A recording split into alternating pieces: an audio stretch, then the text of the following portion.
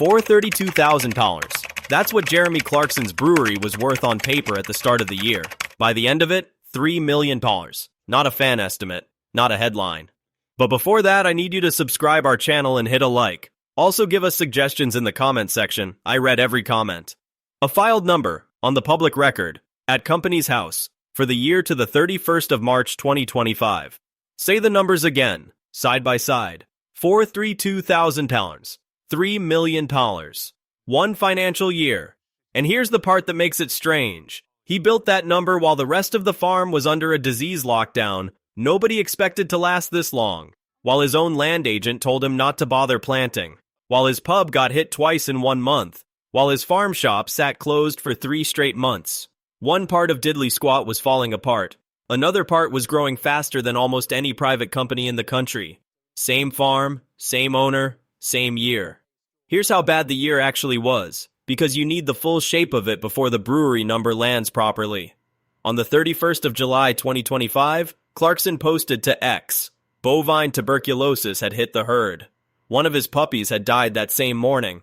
Every cow that tested positive would be culled. Not his call, the laws. Once a herd fails the test, DEFRA locks it down until it clears. He told Times Radio the process would run roughly 8 weeks. Hold that number. 8 weeks was the estimate in August. Then, in a Sunday Times column written months later, in early 2026, Clarkson wrote plainly, they still hadn't made money on wheat and barley, and they were still closed down with TB. 8 weeks was the promise. Still closed is the update, roughly 8 or 9 months on. No dramatic reveal video, no big announcement. It sat inside a column that was mostly about something else, and most of his audience never clocked it.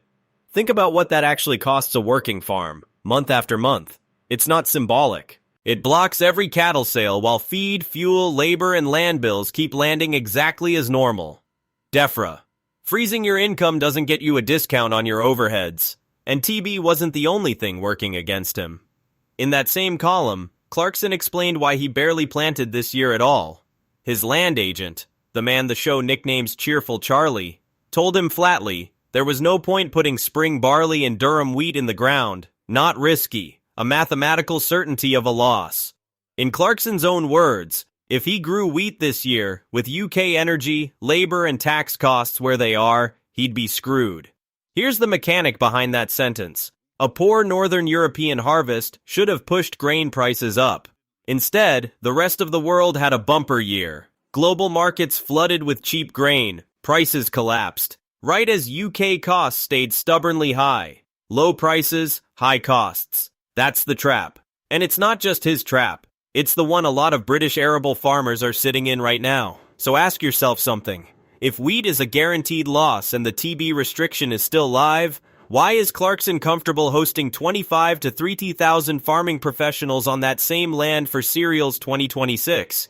He answers it himself, and there's real discomfort in how he phrases it. Proud to host it, he says, but a little embarrassed, because 32,000 farmers will spend the day talking about farming, on a farm where not much farming is currently happening. That's not humility for the cameras. That's the owner, on the record, admitting the flagship event of the farming calendar is landing on a farm that, by his own account, isn't really farming this year. Disease restriction that blew past its own estimate. A crop season written off before the seed went in. A flagship event hosted on land the owner himself calls unproductive. That is exactly the moment most operations start bleeding out, cutting costs, going quiet, hoping next year is kinder.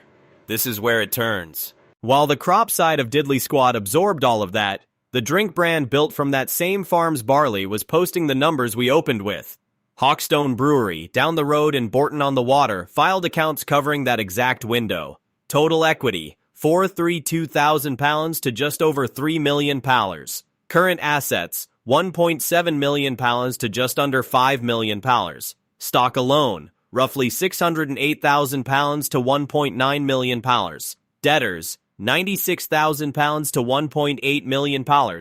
Cash in the bank, £23,000 to $1.2 million. Staff, nearly doubled, 28 to 53. And per a Sunday Times figure reported alongside those accounts, sales went from £7.8 million to £21.3 million. Every one of those numbers moved the same direction, In the same year, the farm's own crop division was, in Clarkson's own words, guaranteed to lose money. The barley too cheap to sell as raw grain, the exact crop his land agent said wasn't worth planting, is the same barley behind a brand that just tripled its sales and multiplied its equity nearly sevenfold.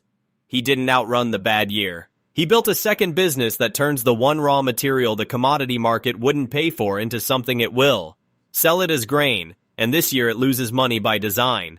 Turn it into beer, and the numbers move like that. The timing lines up too well to ignore.